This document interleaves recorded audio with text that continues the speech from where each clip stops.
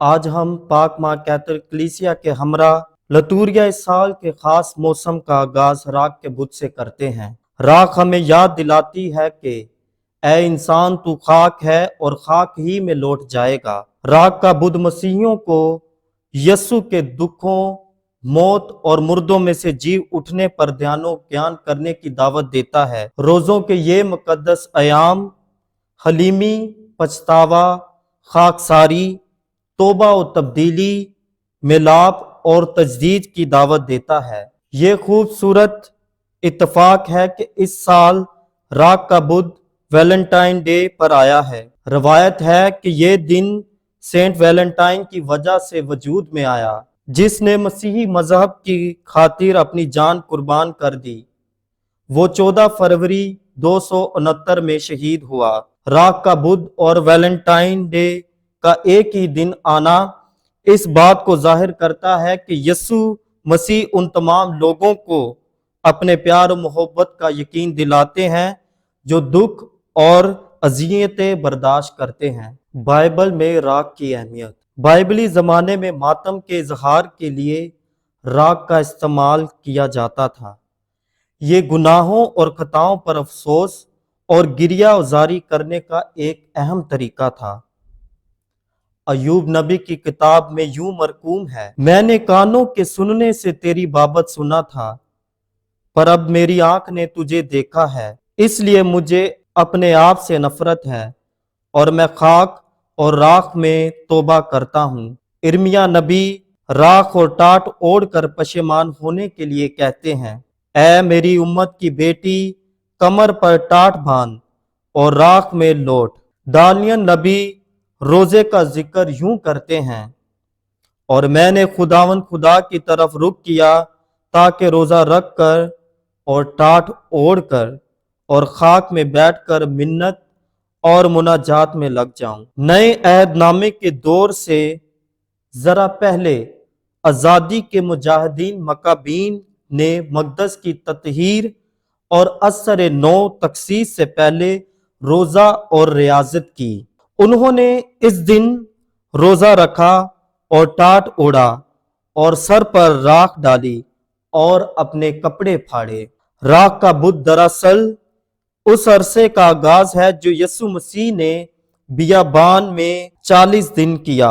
اس دوران وہ شیطان سے آزمایا گیا تھا۔ 40 دنوں پر محیط پشیمانی، توبہ کا یہ عرصہ ان 40 دنوں سے بھی مشابہ ہے جس میں موسیٰ نے سونے کا بچڑا بنانے کے جواب میں پشیمانی کی اور روزہ رکھا۔ 40 دنوں پر محیط پشیمانی، توبہ کا یہ عرصہ ان 40 دنوں کا بھی مشابہ ہے جس میں موسیٰ نے سونے کا بچڑا بنانے کے جواب میں پشیمانی کی اور روزہ رکھا۔ راکھ کا استعمال۔ عدد کی کتاب اس کے 19ویں باب کی 9ویں آیت میں طہارت کے پانی کا ذکر ملتا ہے جو بے عیب اور بے داغ بچیا کی راکھ ملانے سے تیار کیا جاتا تھا۔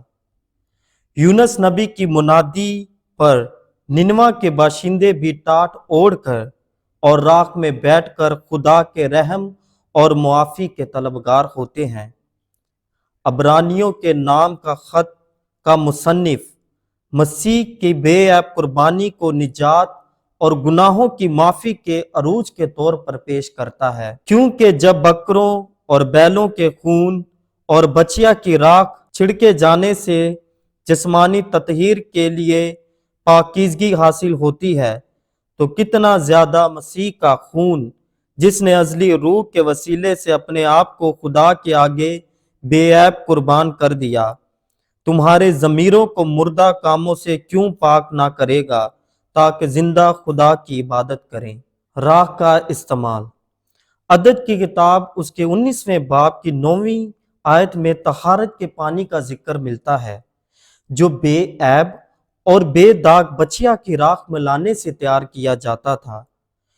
یونس نبی کی منادی پر نینوا کے باشندے بھی ٹاٹ اوڑھ کر اور راکھ میں بیٹھ کر خدا کے رحم اور معافی کے طلبگار ہوتے ہیں۔ عبرانیوں کے نام خط کا مصنف مسیح کی بے عیب قربانی کو نجات اور گناہوں کی معافی کے عروج کے طور پر پیش کرتا ہے، کیونکہ جب بکروں اور بیلوں کے خون اور بچیا کی راکھ کے ناپاکوں پر چھڑکے جانے سے جسمانی تطہیر کے لیے پاکیزگی حاصل ہوتی ہے، تو کتنا زیادہ مسیح کا خون جس نے ازلی روح کے وسیلے سے اپنے آپ کو خدا کے آگے بے عیب قربان کر دیا۔ عبرانیوں کے نام خط کا مصنف مسیح کے بے عیب قربانی کو نجات اور گناہوں کی معافی کے عروج کے طور پر پیش کرتا ہے، کیونکہ جب بکروں اور بیلوں کے خون اور بچیا کی راکھ کے ناپاکوں پر چھڑکے جانے سے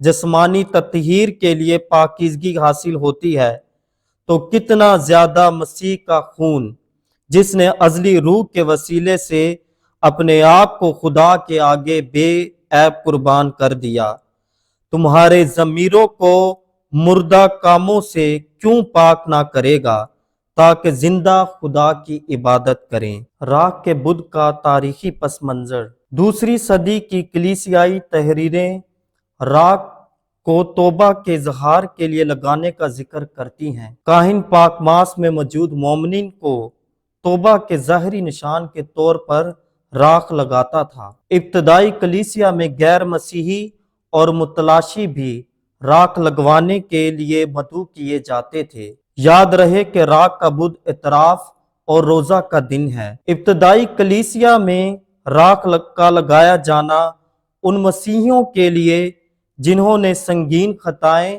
اور گناہ کیے لازمی تھا۔ وہ سر عام ریاضت اور نفس کشی کرتے تھے۔ بشپ راکھ کے بدھ پر کھردرے بالوں والے لباس کو برکت دے کر انہیں سونپ دیتا جو انہوں نے 40 دن پہننا ہوتا تھا۔ پھر 7 استغفاری مزامیر گانے وقت توبہ کرنے والے گرجا سے باہر نکال دیے جاتے تھے، بالکل اسی طرح جس طرح آدم اور حوا کو خدا کی نافرمانی کی وجہ سے بہشت بدر کر دیا گیا تھا۔ یہ گناہگار پاک جمعرات تک گرجا گھر میں داخل نہیں ہو سکتے تھے جب تک کہ وہ 40 دن کی سخت ریاضت و کفارہ سے معافی نہ کر لیتے۔ آہستہ آہستہ کلیسیا میں راکھ کے بدھ پر راکھ لگانے کی رسم عام ہوتی گئی اور اب تک تمام مومنین کی پیشانی پر راکھ لگائی جاتی ہے۔ میرے عزیزو، آج کی تلاوتیں بھی ہمیں ان روزوں کے ایام میں مدد فراہم کرتی ہیں کہ کس طریقے سے اس روحانی سفر میں مضبوطی اور روحانی تجدید کریں۔ آج کی پہلی تلاوت میں یوئیل نبی پچھتاوے کا خصوصی پیغام لیے ہوئے ہر شخص کو اپنے اعمال کو پرکھنے کے لیے ان الفاظوں میں دعوت دیتے ہیں کہ گریہ ازاری کرو اور خدا کی طرف رجوع لاؤ، لوگوں کو جمع کرو اور مقدس محفل فراہم کرو۔ آج کے زبور میں زبور نویس داؤد ہمیں اپنے گناہوں کو تسلیم کرنے اور ان کا خدا کے سامنے اقرار کرنے اور پاک روح کے حصول کی دعوت ان الفاظوں میں دیتے ہیں کہ میرے گناہ مجھے یاد ہیں، میں نے صرف تیرا ہی گناہ کیا ہے، اے خدا مجھ میں پاک دل پیدا کر اور مستقیم روح میرے باطن میں ڈال دے۔ آج کی دوسری تلاوت میں مقدس پالوس رسول ہمیں اپنے خط میں یہ پیغام دیتے ہیں، دیکھو اب قبولیت کا وقت ہے، دیکھو اب نجات کا دن ہے، خدا سے میل کر لو۔ آج کی انجیل مقدس میں یسوع دعا، روزہ اور خیرات پوشیدگی میں کرنے کی دعوت دیتے ہیں اور خود ہی بڑے خوبصورت انداز میں تینوں نکات کی تشریح بھی خوب کرتے ہیں۔ دعا اور روزے کے بارے میں یسوع نے فرمایا کہ دعا میں اونچی آوازیں، گرجیں، دکھاوا یا فریسی پن روحانی طور پر روح کو کچھ فائدہ نہیں پہنچاتے۔ خدا کو ظاہری روزے، رسومات اور عبادات بالکل پسند نہیں ہے۔ اس کے برعکس خاموشی اور دھیمے لہجے میں دل کی صفائی اور حلیمی کے ساتھ مانگی ہوئی دعا خدا کو پسند آتی ہے۔ اسی طرح یسوع خیرات کے متعلق بڑے ہی مؤثر انداز میں بتاتے ہیں۔ خیرات کو یسوع دو پہلوؤں میں بیان کرتے ہیں۔ پہلا، خیرات کی تشہیر، دوسرا، خیرات کن کے لیے۔ خیرات کی تشہیر کے پہلو کے بارے میں یسوع فرماتے ہیں کہ جب تو خیرات کرے تو جو تیرا دہنا ہاتھ کرتا ہے اسے تیرا بایاں ہاتھ نہ جانے، تاکہ تیری خیرات پوشیدہ رہے، اور تیرا باپ جو پوشیدگی میں دیکھتا ہے تجھے بدلہ دے گا۔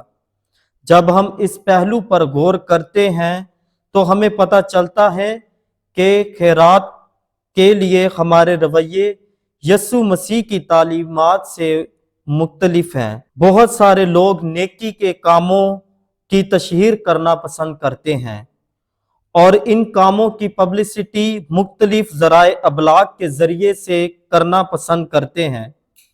کئی دفعہ ایسا ہوتا ہے کہ اچھائی اور بھلائی کے نام پر کام صرف دکھاوے کے لیے کیے جاتے ہیں۔ کام چھوٹا ہوتا ہے لیکن اس کی تشہیر زیادہ کی جاتی ہے۔ جب ہم خیرات کے دوسرے پہلو پر غور کرتے ہیں کہ خیرات کن کے لیے ہے، خیرات کا صحیح معنی اور مفہوم یہ ہے کہ خیرات یتیموں، محتاجوں اور غریبوں کے لیے ہوتی ہے۔ روزہ رکھنے پر جو کھانے پینے کی چیزیں بچتی ہیں ان پر ہمارا کوئی حق نہیں ہے۔ وہ غریبوں، یتیموں، بیواؤں کے لیے خیرات ہے، کیونکہ وہ اس کے زیادہ مستحق ہیں۔ ہمارے لیے سوال یہ ہے کہ کیا ہم اپنی بچت ان میں بانٹتے ہیں؟ آئیں روزوں کے مقدس ایام میں خدا سے دعا کریں کہ یہ ایام ہمارے اندر دعا کا جذبہ پیدا کریں، تاکہ پچھتاوے، توبہ، تبدیلی اور روحانی تجدید کے عمل میں سے گزر کر بہتر انسان بن سکیں۔ ہمارے دلوں میں فراخ دلی اور خیرات کا جذبہ پیدا ہو، تاکہ غریبوں، یتیموں، محتاجوں، ضرورت مندوں اور بیواؤں کی ہر ممکن مدد ہو سکے۔ آمین۔